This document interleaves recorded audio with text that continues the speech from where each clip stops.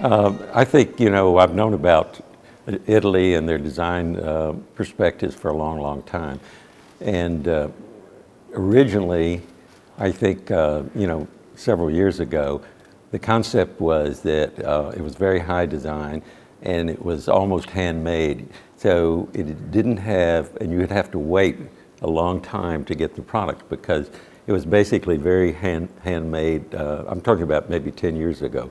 But I think design was number one. We always thought of Italian design, whether it was clothes, automobiles, furniture particularly, as being very high design and cutting edge, a little beyond what we see. Also, it was a little, I wouldn't call it more romantic, but a little different than the contemporary furniture in the United States, which is a little harder edge, of no furniture. It had a softer feeling to it, which I think I liked a lot.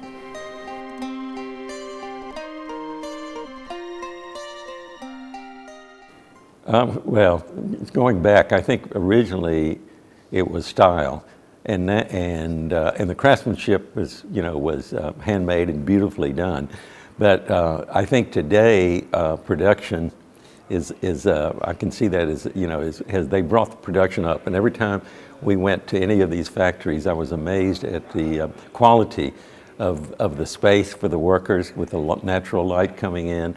Also, you can see that they had state-of-the-art machinery that was doing that. And just looking at the people working there, I think they seem to have a commitment to what they're doing. So I think I now understand production, which I didn't understand before. But still, I value the craftsmanship and certainly the design style.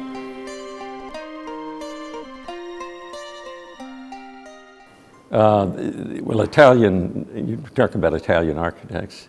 I think just because I know more about him than anyone else is Renzo Piano. And Renzo Piano has done many museums in the United States, and one of them was the Kimball. And he did an addition to the Kimball. And he did a really magnificent job. And also the Menil he did early in his career when he was still young, and he had pictures of him, and he looked a little like a hippie at that time. He was so long ago. And it was the Menil Museum first one he did is in Houston, Texas, and it has natural light coming in. And it was very interesting, and I was there maybe several years ago where I had a chance to visit with him. And so I greatly admire Renzo Piano and also his office. I'm not sure where it is, but it's in a smaller town. And then he has a workshop, I think it may be even in Paris, where they do the models and do other things. So I think he's a very interesting architect. I really admire his work, and I admire his details. I mean, the details in his buildings are beautifully done. And just completed the Whitney, a new museum in New York, which is on the edge of the High Line.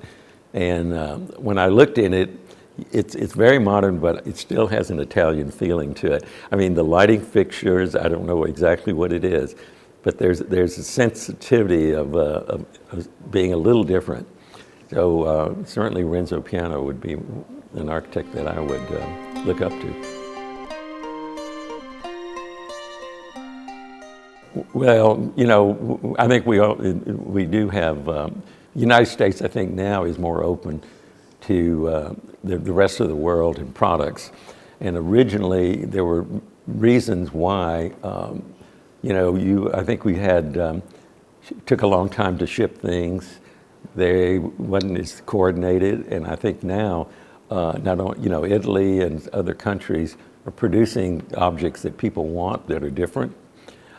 So there's more of a world idea in the United States of looking around the world for products and people that do things in a little different way. It's not just one way, So I think there's a great opportunity right now if the Italians, whoever products they're doing, really begin to work in the United States and develop some contacts there so that it makes it easy for us as architects, interior designers, to have these products and have maybe showrooms, which could be an Italian, one building, could have Italian products of, furniture, lighting, or chimney, yeah.